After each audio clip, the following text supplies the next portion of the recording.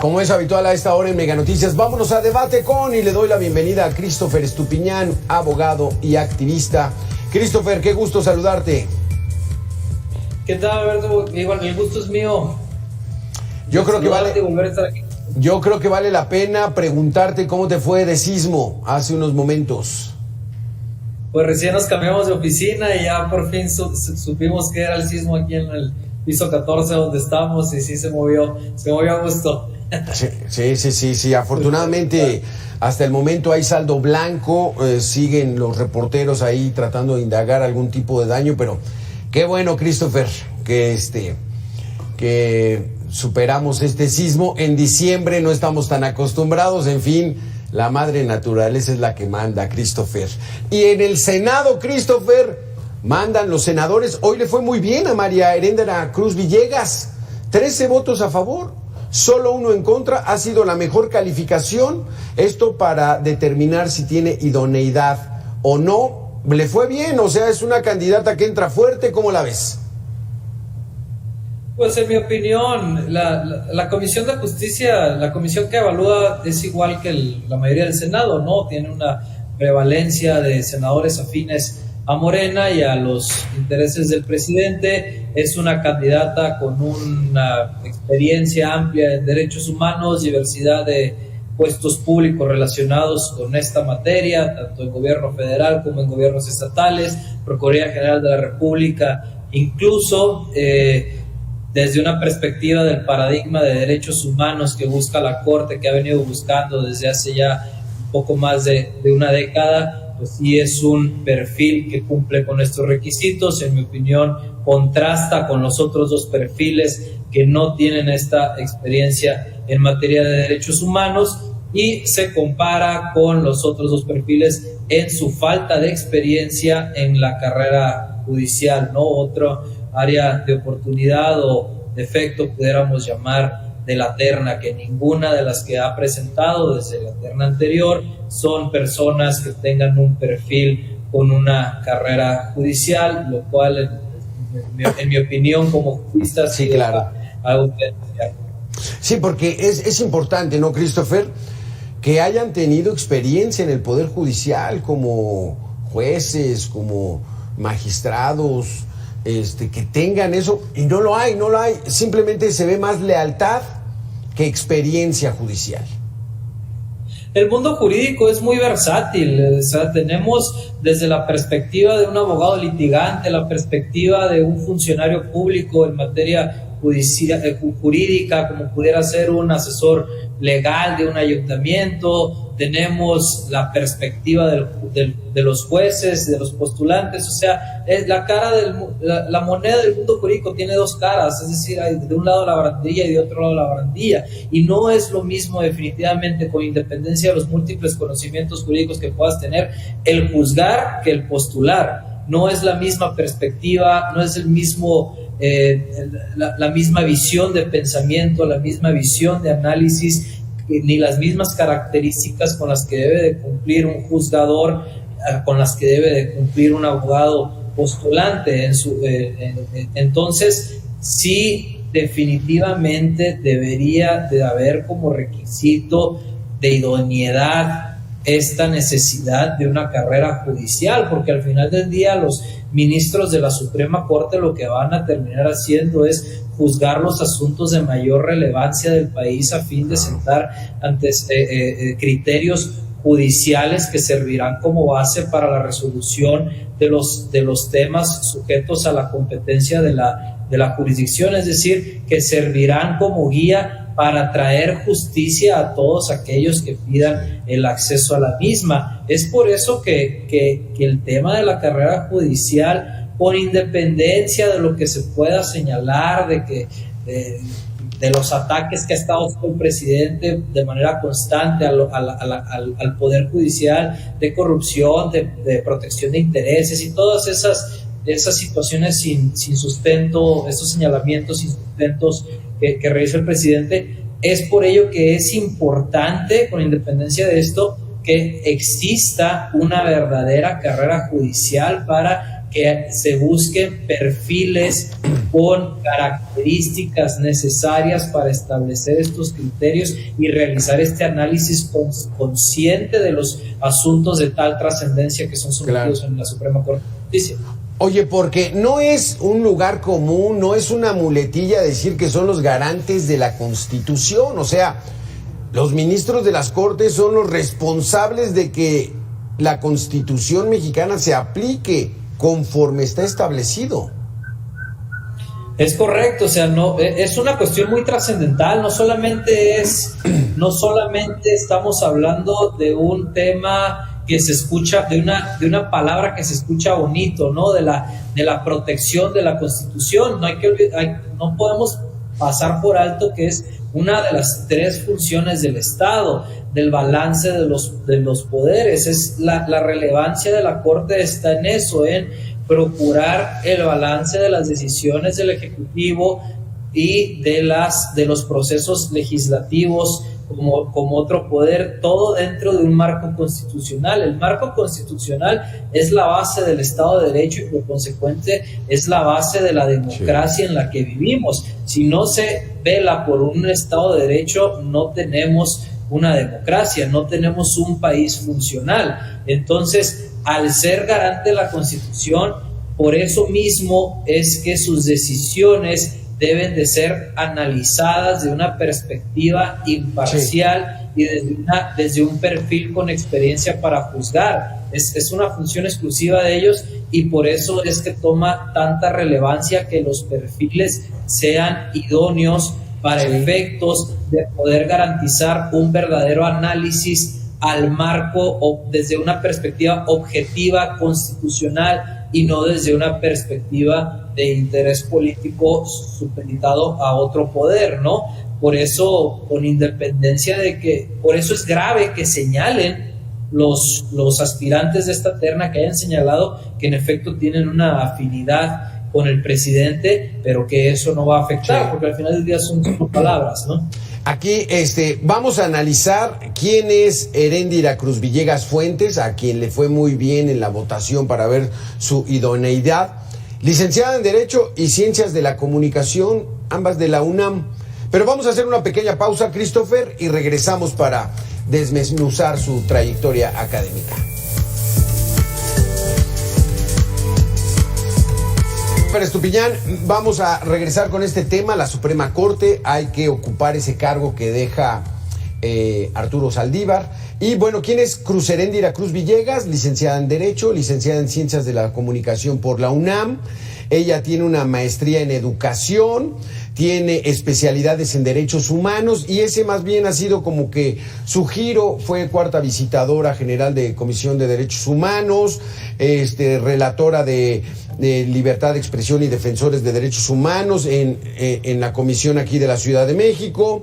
Heréndira Cruz Villegas es fundadora del Comité de Derechos Humanos Ajusco para la Red Nacional de Organismos Civiles de Derechos Humanos, todos los derechos para todos y todas.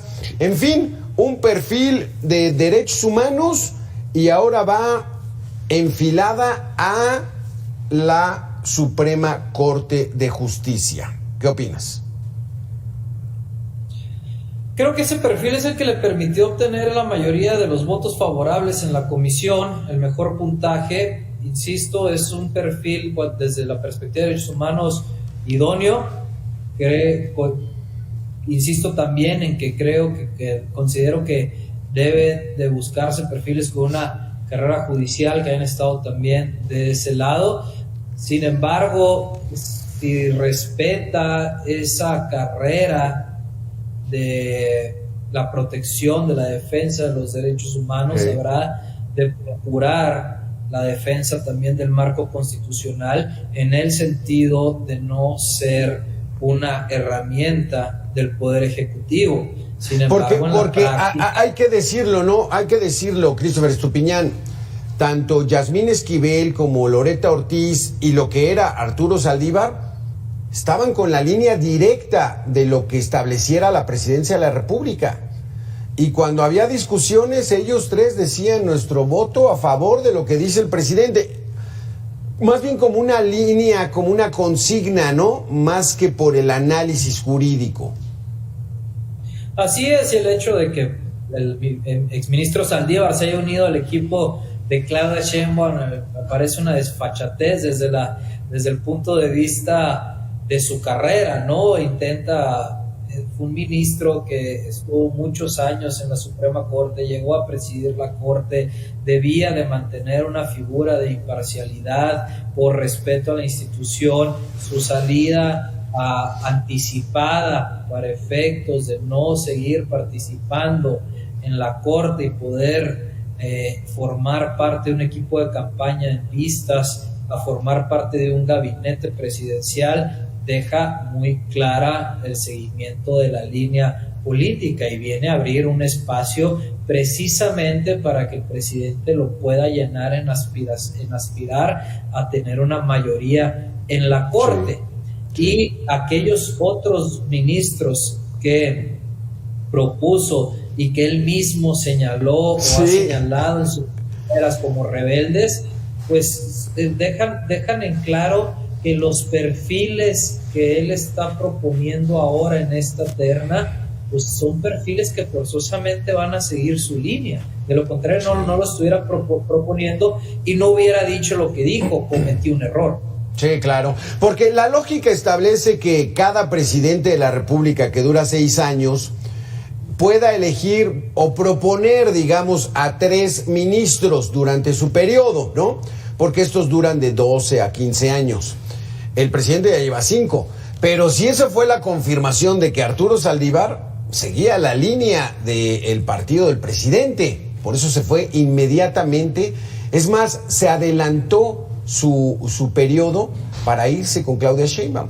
Y lo que vemos en estas ternas es de que pues es gente absolutamente afín a Morena, que está bien en una parte, pero pretender tener esa obligatoriedad o esa sumisión absoluta, es ahí lo delicado, ¿no, Christopher?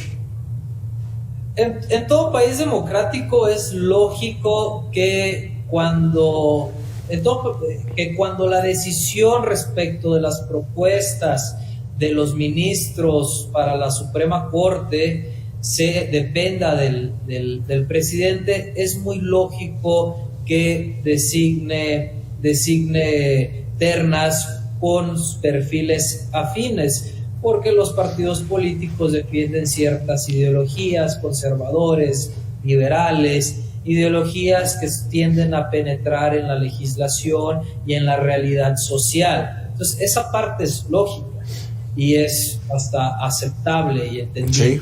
Lo que no es aceptable ni justificable es que estos perfiles no cumplan con ciertos requisitos necesarios para el respeto de la figura de la institución. La Suprema Corte es una institución, un poder del Estado que debe de ser respetado, y ese respeto se lo tienen que dar los ministros que lo conforman, deben de exigir ese respeto. Entonces, si tú tienes ministros cuyo perfil es el de la sumisión a otro de los poderes, con independencia de la coincidencia ideológica, pero si el perfil es una sumisión a una línea de otro poder, pues naturalmente no se está respetando esa institución. Y entre este balance de poderes debe de prevalecer también el respeto entre los mismos. Y si el presidente está proponiendo perfiles que no cumplen con ese requisito de autonomía, pues naturalmente no está mandando una propuesta que respete a la institución, porque si lo estuviera haciendo, estuviera mandando perfiles que cumplen con los requisitos reales de idoneidad para cubrir estos puestos, en respeto al otro poder, con independencia de que haya similitudes ideológicas de conservadores, liberales, etcétera, ¿no? Estamos viendo como que mucho cinismo, ¿no, Christopher? Porque el haber dicho es que yo propuse a Juan Luis González Alcántara, Garrancaya, Margarita Ríos Farjat, y me traicionaron, ¿no? O sea, ¿me traicionaron de qué? Pues si ellos están en la Suprema Corte para analizar la Constitución. Vamos a hacer una pequeña pausa. Christopher Estupiñán, abogado y activista. Regresamos en 2 minutos con este tema. Christopher Estupiñán, abogado y activista, gracias por continuar con nosotros. Está interesante este asunto de la sumisión que pretende el presidente que tengan los ministros. O sea, esto es un equilibrio de poderes, el legislativo, el ejecutivo y el judicial. Se supone que debe haber autonomía, que bueno, en las épocas del PRI hegemónico, que tú eres muy joven, Christopher, también ahí era todo a favor del partido en el poder. Pero se está regresando a eso después de una lucha que nos ha costado unos 25, 30 años para que tengamos cosas diferentes. Ese es un muy buen punto el que tocas, Alberto. La lucha democrática en el país, con independencia de la hegemonía priista durante estos 80 años que inicia con la Revolución Mexicana, es una lucha por las instituciones, por la institucionalización democrática del país. Una lucha que se logró ganar y que, si bien tomó su tiempo, como cualquier nación nueva, en instaurarse, se logró. Entonces, en aquellos tiempos del PRI, sí, los perfiles de los ministros también eran perfiles adeptos al poder o relacionados con el poder. Pues es normal, al final el que lo promueve, el que lo propone es el presidente. Naturalmente propondrá perfiles, ternas con las que él sienta alguna identidad ideológica. Pero el hecho de que, pero en ese momento los perfiles seguían siendo perfiles de juristas. Tenemos grandes ministros, como en su momento Rafael Regina Villegas, que son ministros que establecieron los parámetros de la doctrina del derecho, que hoy en día los estudiantes del derecho siguen siendo formados con sus obras, trascendían en la arena jurídica. Estos nuevos perfiles no tienen ninguna característica para poder llegar a trascender en esa arena jurídica. ¿Qué significa esto? Que se está rompiendo con la institucionalidad de la Suprema Corte. Estos perfiles propuestos, que no tienen más que una línea que viene desde la Consejería Jurídica, son perfiles que están rompiendo con las instituciones, sí, claro, que tantos nos costaron, sangre derramada también costó para ser establecidas. Claro, Christopher. Apenas el ministro Lainez le echa para atrás, le mete un freno poderoso a la iniciativa para desaparecer los 13 fideicomisos del Poder Judicial de la Federación y le dice a Hacienda: no puedes disponer de estos 15,000 millones hasta que no se resuelva. Y el presidente de inmediato ataca y dice: es que son conservadores, es que son fifís, es que buscan el regreso del pasado. O sea, ¿se quiere adueñar del Poder Judicial el titular del Ejecutivo? Por supuesto, y una manera de hacerlo es logrando obtener la mayoría de los ministros, que sean ministros sumisos. Lo que deberían de preocuparse es la modificación, ya que no han logrado la modificación del marco constitucional para hacer que estos ministros sean elegidos por el pueblo, que el pueblo pues son ellos, ¿no? Es una de las propuestas que tiene, que no va a lograr aterrizar. Entonces, por eso busca enviar perfiles que tengan una característica de sumisión más que una característica de genialidad o de idoneidad jurídica para trascender en la arena judicial. Lo mismo sucede con sus secretarios de Estado, la verdad. Entonces, sí, es muy claro que recurre al mismo recurso del señalamiento, de la difamación, de la desestimación, pasando por alto que el ministro Lainez al final del día está actuando dentro del marco constitucional. La ley de amparo y la Constitución le permite emitir una suspensión definitiva, como la hizo en el caso de los fideicomisos, para evitar que la materia que está sujeta a su juicio se quede modificada de manera irreparable. Es decir, si dispondrían de los fideicomisos, ya no tendría ninguna razón el juicio de amparo, la controversia constitucional en este caso. Sí, exactamente. Y aquí la situación está, Christopher, es que como que no tiene mucha lógica o congruencia lo que hace el presidente. Dice, vamos a aplicar el plan B o el plan C, tener la mayoría en el Congreso para que pasen sus iniciativas y luego a hacer una modificación en el Poder Judicial para que sea electo por el pueblo. Algo, pues que suena a qué, como autoritarismo, Christopher. Pues podría ser una manera de verse. La realidad es que el presidente ha logrado colocar perfiles en todos los poderes, en todos los partidos que le son fieles e incondicionales. No es en las campañas políticas. Cualquier candidato de Morena tiene su foto con el presidente, y si no, el candidato que no tiene una foto con él, pues es un candidato que no tiene peso, porque la realidad es que el nivel de aceptación del presidente es muy superior a los anteriores y eso es innegable. Entonces, el pueblo elige, el pueblo pone, el pueblo dispone. Él es el pueblo al final del día en este silogismo. Entonces, es lo que está tratando de hacer es, ante una falta de control del Poder Judicial, es una renovación del Poder Judicial de manera en la que él pueda controlar sin necesidad incluso de una terna ni de una sujeción a un control de balance de poderes a los ministros de la Suprema Corte para absorber completamente el poder. Porque si hablamos de que los perfiles que colocan en el legislativo para salir a campaña son perfiles completamente sumisos, lo mismo habrá de hacer con los perfiles de la Suprema Corte en caso de que logre una modificación del marco constitucional, para lo cual necesita también la mayoría de las legislaturas estatales, que es el plan B que tú mencionas, ¿no? Naturalmente ese es el objetivo, y ese es uno de los áreas de oportunidad, o mejor dicho, de las debilidades de los perfiles propuestos, su sumisión al poder de Andrés Manuel. Sí, a que de manera directa, sin análisis, como muchas veces los diputados lo hacen, ni siquiera leen las iniciativas y vámonos, votado. Y por eso la Suprema Corte la rechaza y dice, oye, el procedimiento fue mal hecho. Ni siquiera se dieron cuenta, pero es por esa sumisión, que eso es pues el querer, el tener el control total, cuando México es muy distinto a cómo se fue creando el PRI en 1929, en la década de los 30, en los 40. Ahora ya es otra realidad, Christopher. Pero bueno, ¿cuál es la intención y hasta dónde lo va a dejar llegar verdaderamente la sociedad?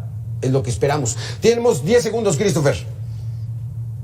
Exactamente, Alberto, ya la gente está cansada de los mismos perfiles. Intentamos cambiar los perfiles con esta modificación cuando se votó por Morena, llegó esta nueva promesa de cambio, no lo hubo, se desgastó ya el partido, se desgastó Morena porque no han cambiado los perfiles, y la gente está exigiendo un cambio, un relevo generacional, y está exigiendo nuevos perfiles que puedan tener esta idoneidad, que puedan contribuir realmente al país, como no lo han logrado hacer en este sector.